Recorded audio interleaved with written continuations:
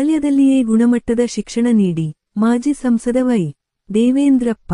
ವಿಜಯನಗರ ಜಿಲ್ಲೆಯ ಹರಪನಹಳ್ಳಿ ತಾಲೂಕಿನ ಅರಸೀಕೆರೆ ಗ್ರಾಮದ ಸರಕಾರಿ ಹಿರಿಯ ಪ್ರಾಥಮಿಕ ಶಾಲೆಯಲ್ಲಿ ಶಾರದಾ ಪೂಜೆ ಹಾಗೂ ಶಾಲಾ ವಾರ್ಷಿಕೋತ್ಸವ ಕಾರ್ಯಕ್ರಮ ಹಮ್ಮಿಕೊಳ್ಳಲಾಗಿತ್ತು.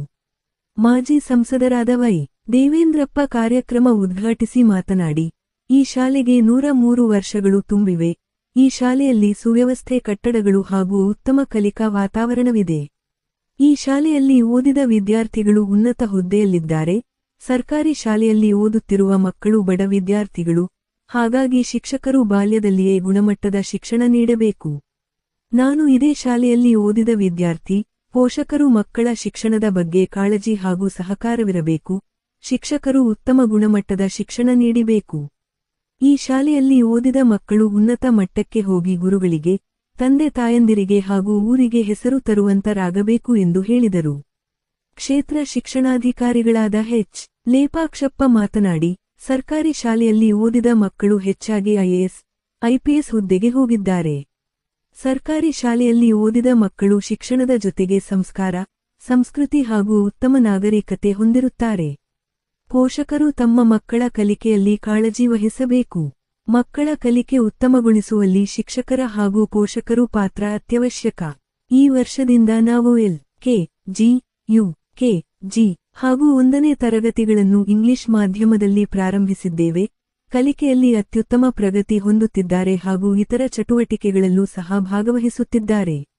ಎಲ್.ಕೆ.ಜಿ, ಯು.ಕೆ.ಜಿ ತರಗತಿಯೇ ಮಕ್ಕಳಿಗೆ ಮುಖ್ಯ ಬುನಾದಿಯಾಗಿದೆ. ಆದ್ದರಿಂದ ಮಕ್ಕಳನ್ನು ವಿದ್ಯಾವಂತರನ್ನಾಗಿಸುವುದು ಶಿಕ್ಷಕರ ಕರ್ತವ್ಯವಾಗಿದೆ. ಪೋಷಕರು ತಮ್ಮ ಮಕ್ಕಳನ್ನು ಸರ್ಕಾರಿ ಶಾಲೆಗೆ ಕಳಿಸಿ.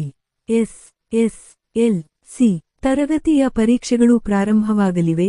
ಪರೀಕ್ಷೆಯನ್ನು ಹಬ್ಬದ ರೀತಿಯಲ್ಲಿ ಆಚರಿಸೋಣ. ನಮ್ಮ ಮಕ್ಕಳು ಪರೀಕ್ಷೆಯಲ್ಲಿ ಯಾರೂ ಪರೀಕ್ಷೆಯಲ್ಲಿ ಅನುತ್ತೀರ್ಣರಾಗಬಾರದು ಎಂಬುದೇ ಹರಪನಹಳ್ಳಿ ತಾಲೂಕಿನ ದೃಢ ನಿರ್ಧಾರವಾಗಿದೆ ಎಂದು ಹೇಳಿದರು. ಇದೇ ಸಂದರ್ಭದಲ್ಲಿ ಎಸ್.ಎಸ್.ಎಲ್.ಸಿ ವಿದ್ಯಾರ್ಥಿಗಳಿಗೆ ಭಿತ್ತಿಪತ್ರ ವಿತರಿಸಿ, ಭಯವಿಲ್ಲದೆ ಪರೀಕ್ಷೆ ಬರೆಯಿರಿ ಎಂದು ಧೈರ್ಯ ತುಂಬಿದರು. ಇದೇ ಸಂದರ್ಭದಲ್ಲಿ ಶಾಲಾ ಮಕ್ಕಳಿಂದ ಅದ್ಭುತವಾದ ಸಾಂಸ್ಕೃತಿಕ ಕಾರ್ಯಕ್ರಮಗಳು ನೆರವೇರಿದವು. ಈ ಸಂದರ್ಭದಲ್ಲಿ ಎಸ್.ಡಿ.ಎಂ.ಸಿ ಅಧ್ಯಕ್ಷ ಕೆ. ರಂಗಪ್ಪ ಅಧ್ಯಕ್ಷತೆ ವಹಿಸಿದ್ದರು. ಉಪಾಧ್ಯಕ್ಷೆ ಕೆ.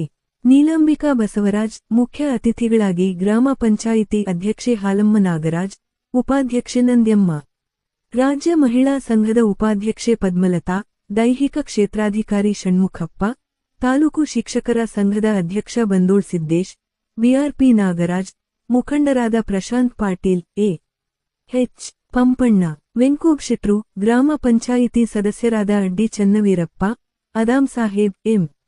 ಚಂದ್ರಪ್ಪ, ಮುಖ್ಯ ಗುರುಗಳಾದ ಮಾಲತೇಶ್ ಪಾಟೀಲ್, ಅರ್ಜುನ್ ಪರಸಪ್ಪ, ಕಥೆಗಾರ ಮಂಜಣ್ಣ, ಮಟ್ಟಿ ಹನುಮಂತಪ್ಪ, ಮಟ್ಟಿ ನಾಗರಾಜ್, ಸಂಘದ ಪದಾಧಿಕಾರಿಗಳು, ಎಸ್.ಡಿ.ಎಂ.ಸಿ ಸದಸ್ಯರು, ಗ್ರಾಮ ಪಂಚಾಯಿತಿ ಸದಸ್ಯರು, ಪೋಷಕರು, ಸಹ ಶಿಕ್ಷಕರು ಹಾಗೂ ಶಾಲಾ ಮಕ್ಕಳು ಹಾಜರಿದ್ದರು.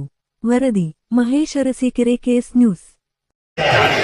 ಶೇಕಡ 100ರಷ್ಟು ಜನ ಐಎಎಸ್ ಆಫೀಸರ್ಸ್ ಅನ್ನ ಸರ್ವೆ ಮಾಡಿದಾಗ ಅದರಲ್ಲಿ ಶೇಕಡ 82% ಜನ ಸರ್ಕಾರಿ ಶಾಲೆಯಲ್ಲಿ ಓದಂತ ಉದಾಹರಣೆಗಳನ್ನ ಗಮನಿಸಲಾಗಿದೆ. ಸೊ ಎಲ್ಲ ಯಾಕೆ ಹೇಳ್ತಾ ಇದ್ದೀನಿ ಅಂತ ಹೇಳಿದ್ರೆ, ಬೆಂಗಳೂರು ಈ ತರ ಕಡೆಗಳಲ್ಲಿ ಪಂಚಾತಾರ ಅಂತಾರಾಷ್ಟ್ರೀಯ ಶಾಲೆಗಳು ಇದ್ದಾವೆ. ಸೊ ಆ ಶಾಲೆಗಳಲ್ಲಿ ಐಎಎಸ್, ಐಪಿಎಸ್ ಮತ್ತೆ ಎಲ್ಲ ವಿಐಪಿಎಸ್ ಓದ್ತಕ್ಕಂಥ ಮಕ್ಕಳಿರ್ತಕ್ಕಂಥ ಶಾಲೆಗಳು.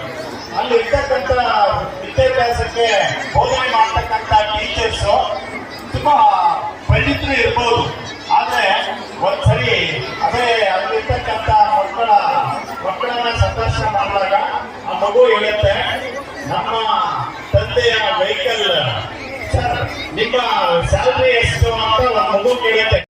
ಶಿಕ್ಷಕರು ಎಲ್ಲರೂ ಸೇರಿ ತಾಯಿ ಮಕ್ಕಳೆಲ್ಲ ಒಂದು ಕುಟುಂಬ ಹೆಂಗಿರ್ತಾರೋ ಆ ರೀತಿ ಇತರ ಮಾತ್ರ ಸ್ಕೂಲ್ಗಳು ಮೊದಲಾಗ್ತವೆ. ತಾವೆಲ್ಲರೂ ಕೂಡ ಒಗ್ಗಟ್ಟಾಗಿ ಈ ಭಾಗದ ಮಕ್ಕಳಿಗೆ ಒಳ್ಳೆ ಉನ್ನತ ವ್ಯಾಸಂಗ ಕೊಡಿ, ಒಳ್ಳೆ ಉನ್ನತ ಬದುಕು ರೂಪಿಸ್ಲಿಕ್ಕೆ ಅವರಿಗೆ ಅವಕಾಶ ಮಾಡಿ ಅಂತ ಹೇಳಿಕೊಂಡು ತಂದೆ ತಾಯಿಗಳಿಗೆ ಒಂದು ಮಾತು ಹೇಳ್ತಾರೆ, ಮಕ್ಕಳಿಗೆ ತಂದೆ ಬಾಲ್ಯದ ಮಕ್ಕಳ ವಿದ್ಯೆಗಳ ನಿರ್ಬಂಧ ಲಕ್ಕದ ವಿಡವಕ್ಕೆ ಚಿಕ್ಕಂದಿನ ವಿದ್ಯೆ ಪರಬು ಕೂಡ ಅಂತ ಹೇಳಿ ಅದು ಚಿಕ್ಕಂದಿಗೆ ನಾವು ತಂದೆ ತಾಯಿಗಳು ಕೂಡ ಅವ್ರ ಜೊತೆಗೆ ನಾವು ಸಹಕಾರ ಮಾಡಿ ಮಕ್ಕಳ ಬಗ್ಗೆ ಕಾಳಜಿ ಇದ್ವಿ ಅಂದ್ರೆ ಅವರು ಎಲ್ಲರಾಗಿ ಆ ಮಂಚಕ್ಕೆ ಅವರು ದಾರಿ ಮಾತಾಡಿ ತಂದೆಯವರಿಗೆ ಮಾತಾಡ ಅಂತ ಹೇಳಿಕೊಂಡು ಮಾತಾಡಲಿಕ್ಕೆ ಅವಕಾಶ ಮಾಡಿಕೊಟ್ಟಂತ ನಮ್ಮ ಶಾಲೆಯ ಎಲ್ಲ ಸಿಬ್ಬಂದಿ ವರ್ಗ ಹಾಗೂ ಶಾಲಾ ಸಮಿತಿ, ನಮ್ಮ ಗ್ರಾಮ ಪಂಚಾಯತಿ ಸದಸ್ಯರು, ಅಧ್ಯಕ್ಷರು, ಹಿರಿಯರು, ಊರಿನ ಮುಖಂಡರು, ತಾಯಂದಿರು,